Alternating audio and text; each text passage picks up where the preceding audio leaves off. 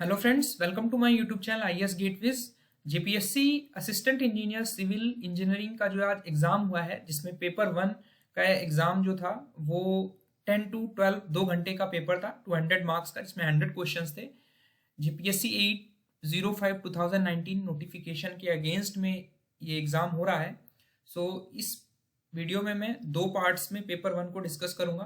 Part 1 में question number 1 से लेकर क्वेश्चन 50 तक है, और जो सीरीज है सेट सी है इसमें, जिसका मैं पेपर डिस्कस कर रहा हूँ। तो क्वेश्चन का जो सीक्वेंस है वो सेट सी से मैच करेगा, और जो एक्सप्लेनेशन है मैं बहुत ही ब्रीफ में डिस्कस करूंगा, बिकॉज क्वेश्चंस जहां पर एक्सप्लेनेशन करने की जरूरत है वहां पे मैं आपको ब्रीफ में एक्सप्लेन कर दूंगा। सबसे पहले जो फर्स्ट क्वेश्चन है पेपर 1 का, इसमें पूछा गया है कि फिलेट वेल्ड में हमारा जो वीकेस्ट सेक्शन होता है ये हमारा थ्रोट ऑफ द फिलेट होता है। ठीक है, जो मिनिमम परपेंडिकुलर डिस्टेंस आप डालते हैं हाइपोटेन्यूज पे from the root of the weld, वो हमारी डिस्टेंस जो होगी वो हमारी वीकेस्ट सेक्शन होती है। Weakest means it is capable of taking the जो टेंसाइल स्ट्रेसेस हैं वो मैक्सिमम इससे गवर्नड होंगी। ठीक है, उसके बाद नेक्स्ट क्वेश्चन है कि हमारा एक डबल रिवेटेड यानी हमारे दो लाइन है रिवेट्स की और डबल कवर बट जॉइंट है। अगर हम इसको बनाएंगे डायग्राम, तो this is the butt joint, इसके ऊपर हमारी दो कवर प्लेट्स लगी हुई हैं, और यहाँ पर हमारे दो दो रोज हैं रिवेट्स के। तो एक साइड में हमारे पास दो रिवेट्स हैं, तो नंबर ऑफ रिवेट्स जो है वो 2 है, और because double cover butt joint है तो रिवेट्स पे जो हमारे नंबर ऑफ शेयर प्लेन्स हैं वो भी 2 है। और हमसे पूछा जा रहा है कि जो स्ट्रेंथ ऑफ जॉइंट पर पिच लेंथ है इन शेयरिंग, दैट वो हम मान लेते हैं कि पीडी है, that will be equal to PS, जो कि हमारी शेयर स्ट्रेंथ होगी एक सिंगल रिवेट की, उसको मल्टीप्लाई करेंगे नंबर ऑफ रिवेट से और नंबर ऑफ शेयरिंग प्लेन से। अब ये हमारा जो सिंगल शेयर में है ये स्ट्रेंथ, तो यहाँ पे 2 into 2 रख देंगे, तो that will B 4 times the PS value. तो ये हमारा जो करेक्ट आंसर होगा वो ऑप्शन डी होगा यहाँ पे। The common assumption that all rivets share equally a non-eccentric load is valid at a load equal to failure, जो अल्टीमेट लोड होगा उस कंडीशन पे हमारा ये assumption वैलिड होता है। फिर नेक्स्ट क्वेश्चन है हमारा, the upper yield point in stress strain curve, जो स्ट्रक्चरल स्टील में आप स्ट्रेस स्ट्रेन कर्व ड्रॉ करते हो, तो जिसमें हमारा अपर यील्ड पॉइंट है, this is the upper yield point, ये हमारा हम अवॉइड कर सकते हैं बाई हॉट वर्किंग। इसमें बहुत सारे स्टूडेंट्स को कंफ्यूजिंग होगी, लेकिन जो हमारे हॉट रोल्ड स्टील सेक्शंस होते हैं उसमें हमारा जो अपर यील्ड पॉइंट है वो नहीं होता है, बिकॉज ऑफ रेजिडुअल स्ट्रेसेस जो रोलिंग प्रोसेस के दौरान इंड्यूस हो जाती हैं हॉट वर्किंग में, वो हमारे अपर यील्ड पॉइंट को खत्म कर देती हैं। तो यहाँ पर ऑप्शन बी होगा। उसके बाद नेक्स्ट क्वेश्चन है कि हमारा जो मैक्सिमम डिफ्लेक्शन है और स्पैन का जो रेशियो है वो हमारा 1/325 हम लेते हैं।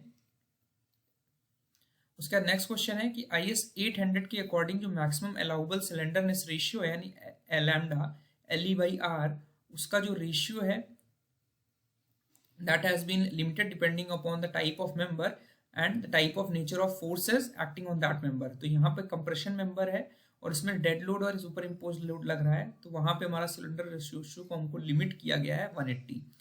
ऑप्शन ए हमारा करेक्ट होगा। जो maximum size of fillet weld है एक स्क्वायर प्लेट के लिए, जहां पर हम स्क्वायर एज पे फिलेट वेल्डिंग कर रहे हैं, तो वहां पे जो प्लेट की थिकनेस है -1.5 करके जो वैल्यू आएगी, हमारा जो मैक्सिमम साइज होगा हम उससे कम रखेंगे। ठीक है, स्टील बीम सपोर्टिंग, तो यहाँ पर हमारा करेक्ट आंसर जो होगा ऑप्शन ए हो जाएगा। A steel beam supporting loads from a floor slab as well as from the wall is termed at spandrel beam बोलते हैं इसको हम। उसका नेक्स्ट क्वेश्चन है कि जो पर्लिन्स हैं वो हमारी IS कोड के अकॉर्डिंग हम उनको डिजाइन कैसे करते हैं, तो they are designed as continuous beam as पर IS 800। बाकी सिंपली सपोर्टेड की तरह भी आप डिजाइन कर सकते हो, कैंटिलीवर के लिए भी डिजाइन कर सकते हो, बट IS 800 हमारा रिकमेंड करता है कि they should be designed as continuous beams. उसका नेक्स्ट क्वेश्चन है कि जो हमारी राफ्टर की इक्विवेलेंट लेंथ है between 2 nodes at a distance perpendicular to the plane of truss, तो that is generally considered as 0.85। यहाँ मोस्ट अप्रोप्रिएट आंसर जो होगा वो ऑप्शन बी होगा। इसका नेक्स्ट क्वेश्चन है, यहाँ पर बोला गया है कि हमें डिफरेंट स्टेटमेंट्स में आइडेंटिफाई करना है कि which of the following statements are correct regarding roofing of industrial structure. तो इसमें हम एलिमिनेशन का कंसेप्ट यूज करेंगे, जिसमें आप ऑप्शन थर्ड देख रहे हैं कि loads other than self weight has insignificant effect on the design. तो ये गलत स्टेटमेंट है, बिकॉज लाइव लोड्स जो अदर सुपर इम्पोज लोड्स हैं they play significant roll on the design of the structural members. तो ऑप्शन 3 स्टेटमेंट जो 3 है वो जिसमें नहीं होगा, उसके अलावा बाकी स्टेटमेंट सभी सही है। तो हमारा जो ऑप्शन सी होगा ये मोस्ट अप्रोप्रिएट आंसर होगा। इसके बाद नेक्स्ट क्वेश्चन है कि IS 456 के according concrete has reached it's limit state of collapse when the strain is. तो यहाँ पे बेंडिंग और कंप्रेशन की बात नहीं की गई है, तो will go for extreme condition जिसमें हमारी बेंडिंग होती है। तो फ्लेक्चर में हमारा जो मैक्सिमम स्ट्रेन अलाउड है at which concrete is suppose to be failed at limited state of collapse that is 0.0035। तो ऑप्शन डी करेक्ट हो जाएगा। कंप्रेशन ब्लॉक का हमारा जो सेंट्रॉइड है उसकी दूरी पूछ रहा है, distance being measured from the extreme compression edge. तो आपको पता है डायग्राम आपका क्या होगा, this is suppose to be diagram. तो जो सेंट्रॉइड है इसका रिजल्टेंट का वो हमारा extreme neutral axis extreme compression edge से 0.416 times the depth of neutral axis रहता है। तो ऑप्शन बी हमारा करेक्ट होगा। A building with a gabled roof will experience pressure on the leeward side, leeward slope, which is always negative. Option B will be the correct answer. Question 15 में पूछा गया है कि effective length of an angle member, यानी एक angle member है इन अ riveted trace, riveted trace में, लेकिन यहाँ पर ये नहीं दिया है कि हमारे नंबर ऑफ रिवेट्स कितने हैं एंड पे। एक सिंगल रिवेट भी हो सकता है, मोर देन 2 या 2 रिवेट्स भी हो सकते हैं, और साथ ही साथ कंडीशन नहीं दी हुई है कि हमारा जो एंगल है वो कॉन्टिन्यूअस है या डिसकॉन्टिन्यूअस। उन दोनों चीज़ों पर हमारी इफेक्टिव लेंथ डिपेंड करती है। तो अगर हम ये अज्यूम करें कि हमारा एक रिवेट था दोनों एंड पे एंगल के और इट इज डिसकॉन्टिन्यूअस जो एंगल है, तो उस केस में तो हमारी इफेक्टिव लेंथ एल के बराबर हो जाएगी। लेकिन अगर हम ये अज्यूम करें कि हमारा जो एंगल वाज कॉन्टिन्यूअस, उस समय हमारी लेंथ हो जाएगी 0.85 एल। तो यहां पर ऑप्शन ए बी दोनों पॉसिबल है, तो इसलिए आप इस ऑप्शन को थोड़ा सा डूबियस कंसीडर कर सकते हैं। If standard deviation is 4 newton per M square the mean strength of M20 grade concrete, तो हमारी जो टारगेट मीन स्ट्रेंथ है that is given by FCK plus 1.65 sigma, FCK is 20 and 1.65 sigma is 4। इसको multiply करेंगे will get 26.4 Newton per M square. Option D हमारा correct हो जाएगा। उसका नेक्स्ट क्वेश्चन है द इफेक्टिव डेप्थ हमें निकालनी है। क्लियर कवर 15 mm दिया है। क्लियर कवर में जितने भी रेनफोर्समेंट हैं, स्ट्रिप्स हो या मेन रेनफोर्समेंट हो, उससे जो एक्सट्रीम दूरी होगी, क्लियर दूरी होगी एज की, दैट इज 15 mm, और उसके बाद हमारा 8 mm डाया है तो उसको आपको माइनस करना होगा। इफेक्टिव डेप्थ जो होगा इसका centre of centroid of the tension reinforcement from extreme compression fibre. तो ये जो दूरी आएगी this will be given by 300 minus 15 clear cover minus strip की थिकनेस 8 mm और जो डायमीटर के सेंट्रॉइड यानी हाफ कर देंगे।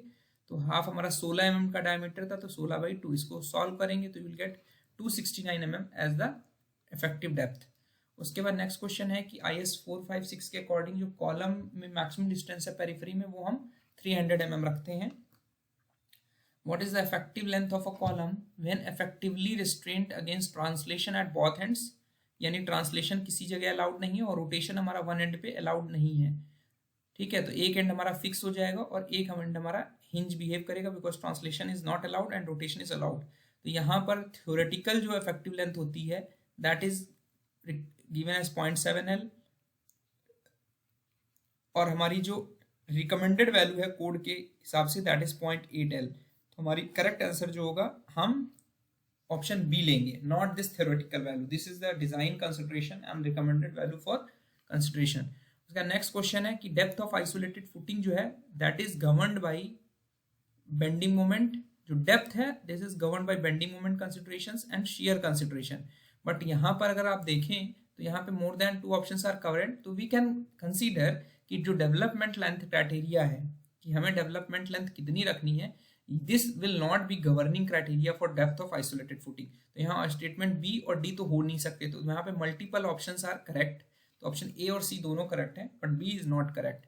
जो maximum area of tensile reinforcement जो हम बीम्स में यूज करते हैं that is limited to 4% of gross area. Gross area means जो विड्थ है और ओवरऑल डेप्थ है। तो 4.004 into B into capital D.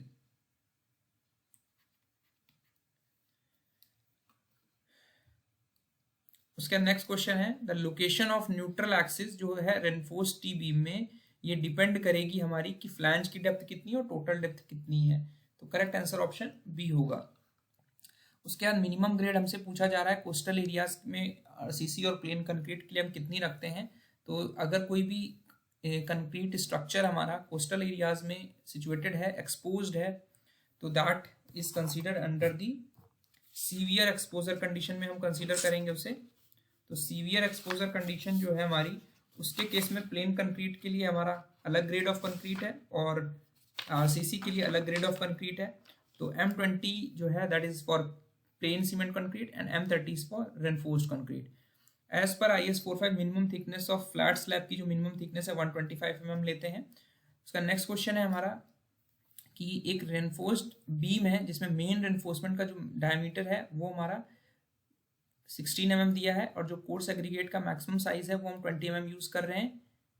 तो दिस इज 20 mm और हमसे बोला जा रहा है कि हॉरिजॉन्टल स्पेसिंग आपकी मिनिमम कितनी रहेगी।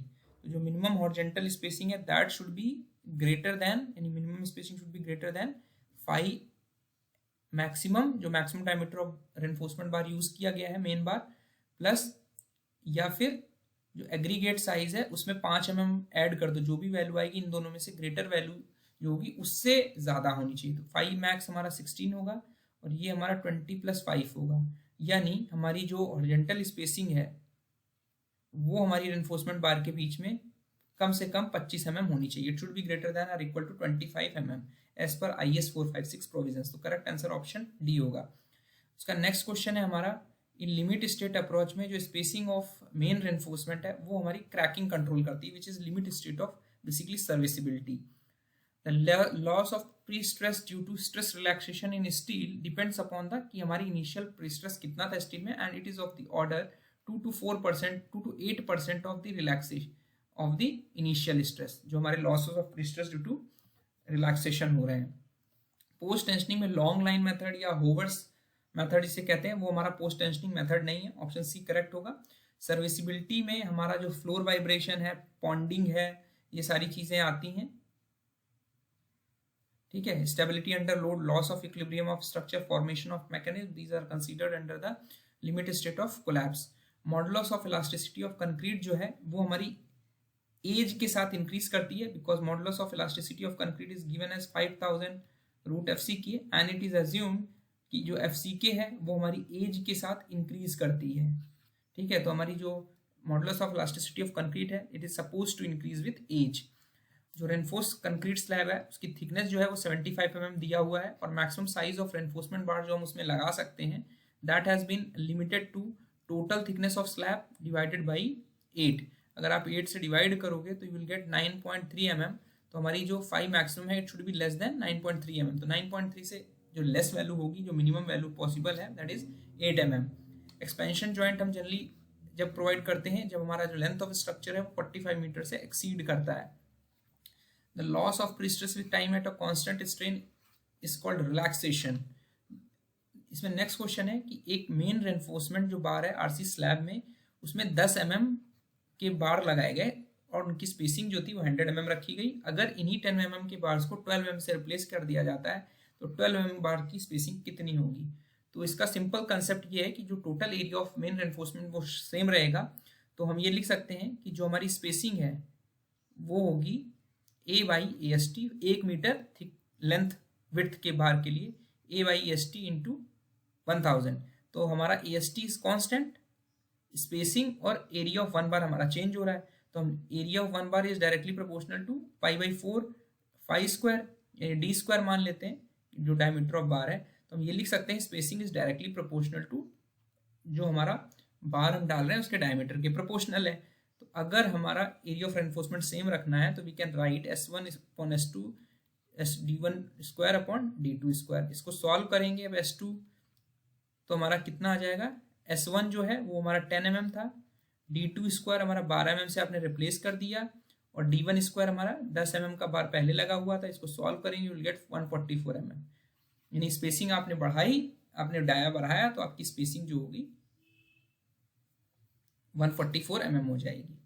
उसका नेक्स्ट क्वेश्चन है हमारा कि मोटार्स जो हम ब्रिक मेसनरी में यूज करते हैं उसके स्पेसिफिकेशन जो कंफर्म करते हैं दैट इज एज पर IS 2250।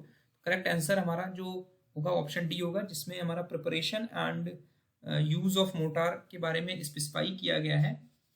ठीक है, जो हमारा IS 1332 है इसमें क्या दिया हुआ है, इसमें precast RC street lighting poles के स्पेसिफिकेशन दिए हुए हैं।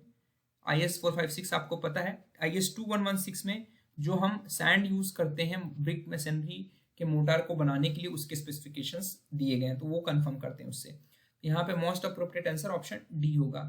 नेक्स्ट क्वेश्चन है कि इसमें से कौन सा फैक्टर हमारा ब्रिक मेसनरी वॉल की स्ट्रेंथ को गवर्न नहीं करता है। तो I would suggest Gupta and Gupta की वीडियोस मैंने आपको एक्सप्लेन किया था, जिसमें मैंने आपको एक्सप्लेन किया था कि जो प्लास्टरिंग आप कर रहे हो वॉल पे, उस पर हमारी ब्रिक मेसनरी वॉल की स्ट्रेंथ डिपेंड नहीं करती है। Position of cross wall, size and location of door, type of roof wall bears and its connection पर डिपेंड करेगी। ऑप्शन डी करेक्ट होगा। Lateral trust in RCC columns are provided to resist, यहाँ पे typing mistake है, it should be lateral ties which are used for resisting the buckling of longitudinal bars under the compression load। उसका next question है कि एक axially loaded column है जिसका cross section जो दिया है 3/100/300 mm दिया हुआ है और हमें मिनिमम एसेंट्रिसिटी निकालनी है with effective length of 3 metre.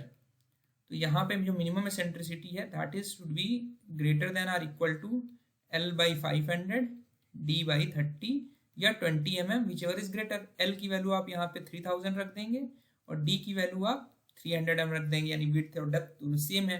इसको सॉल्व करेंगे तो you will get 16 mm and 20 mm। तो इसमें से जो डिजाइन में आप इस मिनिमम एसेंट्रिसिटी लेंगे it should be greater of this value. तो 16 और 20 में जो ग्रेटर वैल्यू है वो है 20 mm। This should be considered as the minimum eccentricity in design of RCC columns subjected to axial loads. Which of the following is not a PERT event. Event start और completion को denote करता है for any activity. तो site investigation started, ये activity के start होने का indicate कर रहा है। सेशनल वर्क कंप्लीटेड, ये कंप्लीट होने का दे रहा है। स्टार्टिंग एक्टिविटी को रिप्रेजेंट कर रहा है। क्लास इज बीइंग अटेंडेड, यानी अभी क्लास चल रही है, इट इज नॉट रिप्रेजेंटिंग कि हमारा क्लास स्टार्ट हुआ है या क्लास टर्मिनेट हुआ। It is ongoing. Because it is ongoing, it is considered as an activity which uses time and resources for its completion। तो यहाँ पे ऑप्शन डी जो होगा करेक्ट आंसर होगा। उसके नेक्स्ट क्वेश्चन है कि इसमें से बार चार्ट की वीकनेस क्या है। तो इंटर डिपेंडेंसीज, यहाँ पे भी टाइपिंग मिस्टेक है, it should B inter dependencies of activities हम नहीं शो कर पाते, प्रोजेक्ट प्रोग्रेस नहीं शो कर पाते, अनसर्टेनिटीज नहीं शो कर पाते, इसलिए all of the above will be the correct answer.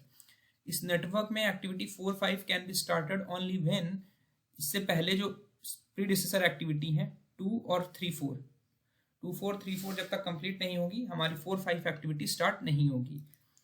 For completion of project, इस क्वेश्चन को थोड़ा ध्यान से पढ़ना होगा आपको कि प्रोजेक्ट की कंप्लीशन की बात कर रहा है। तो प्रोजेक्ट के कंप्लीशन के लिए जो क्रिटिकल पाथ है वो रिप्रेजेंट करता है it is the shortest possible time जिसमें आपका प्रोजेक्ट कंप्लीट हो सकता है। It is the shortest possible time जिसमें आपका प्रोजेक्ट कंप्लीट हो सकता है। तो मिनिमम टाइम होगा जो कि यूज करेगा लॉन्गेस्ट ड्यूरेशन। ठीक है, इसके अलोंग जो टाइम लगेगा वो लॉन्गेस्ट ड्यूरेशन होगी, लेकिन वो पाथ जो होगा वो शॉर्टेस्ट पॉसिबल टाइम होगा जिसमें हम प्रोजेक्ट को कंप्लीट कर सकते हैं। इसलिए it is should be the minimum time को इंडिकेट करेगा जिसमें हम अपने प्रोजेक्ट को कंप्लीट कर सकते हैं। बट ड्यूरेशन वाइज अगर देखेंगे it will be the longest duration, but completion के लिए it will be the path which will take minimum time for the completion of project. 43 में क्वेश्चन में हमारा डिफरेंट टाइम्स दिए हुए हैं। ऑप्टिमिस्टिक टाइम 5 दिया हुआ है, पेसिमिस्टिक 17 दिया हुआ है, मोस्ट प्रोबेबल 8 दिया हुआ है और हमें एक्सपेक्टेड टाइम बताना है। तो वी विल अज्यूम कि it is a PERT network. तो T0 + 4TL + TP/6 करेंगे आप। T0 की वैल्यू 5 दी हुई है, TL की वैल्यू आपकी 8 दी हुई है, TP की 17 दी हुई है। इसको सॉल्व करेंगे विल गेट 9 days। उसके नेक्स्ट क्वेश्चन है कि यहाँ पर नॉर्मल ड्यूरेशन दिया हुआ है नॉर्मल कॉस्ट दिया हुआ है किसी एक एक्टिविटी का, कॉस्ट स्लोप दिया हुआ है, क्रैश ड्यूरेशन दिया हुआ है, और हमसे पूछा जा रहा है क्रैश कॉस्ट कितनी होगी। तो विल यूज द इक्वेशन, आपको पता है कि जो हमारा कॉस्ट स्लोप है, this is given by crash cost minus normal cost divided by normal time minus crash time. यहाँ पे क्रैश कॉस्ट आपको निकालनी है, नॉर्मल कॉस्ट 350 पता है आपको, नॉर्मल टाइम आपको 10 डेज है, क्रैश टाइम 8 डेज है, और कॉस्ट लो 75 है। तो यहाँ से सीसी जो निकल के आएगा दैट विल बी 500 रुपीज। तो यहाँ पर करेक्ट आंसर जो होगा वो ऑप्शन बी हो जाएगा। नेक्स्ट क्वेश्चन है कि हमारा टाइम कॉस्ट ऑप्टिमाइजेशन में जो क्रिटिकल पाथ जो हम होता है जिसको हम क्रैश करते हैं, that is along the least cost slope. जो सीजनिंग ऑफ टिम्बर है वो हम टिम्बर से स्क्रैप को रिमूव करने के लिए यूज करते हैं। Modulus of elasticity of timber हमारी 1 to 1.5 into 10⁴ न्यूटन पर स्क्वायर होती है। Which method of application of preservative is suitable for moist timber. तो इस मेथड के लिए हमारा सबसे जो मोस्ट सुटेबल है वो प्रेशर एप्लीकेशन है। जो सोकिंग और हॉट कोल्ड टैंक ट्रीटमेंट्स हैं, they are used for permeable timber. ध्यान रखिएगा, these are used for permeable timber and sapwood only. Sapwood के लिए आप प्रिजर्वेटिव जो यूज करोगे वो मेथड में सोकिंग और हॉट कोल्ड टैंक ट्रीटमेंट आएगा। ब्रशिंग एंड स्प्रेइंग आप एट साइड टिम्बर को करते हो जहां पे आपको फर्नीचर वगैरह बनाने रहते हैं, but pressure application is used for moist timber. तो option A is the most appropriate answer. According to relevant IS codes, the weight of timber is to be reckoned at a moisture content with reference to 12% moisture content. एक cement bag है, इसकी by volume एक bag में 0.035 cubic metre आता है, and generally cement की जो specific gravity is consider as 3.15, और एक बैग का इसके करस्पॉन्डिंग जो वेट आता है दैट इज 50 kg। एक बैग में हमारा 50 kg आ रहा है एंड वॉल्यूम 0.035 क्यूबिक मीटर आ रहा है। और हमसे पूछा जा रहा है कि एक टन में कितना सीमेंट बैग लगेगा। तो एक टन में हमारा 1000 kg होगा, तो 50 kg से आप डिवाइड कर दोगे, it will B 20 kg, 20 bags. Correct answer जो होगा ऑप्शन डी हो जाएगा। आई होप मेरा वीडियो आपको पसंद आया होगा। नेक्स्ट वीडियो में बचे हुए क्वेश्चंस को आपको डिस्कस करके आपके आंसर कीज आपको डिस्क्लोज कर दूंगा। Thank you and all the best. अगर किसी क्वेश्चन में आपको फर्दर कोई डाउट लगता है तो we can discuss in the comment section. Thank you and all the best.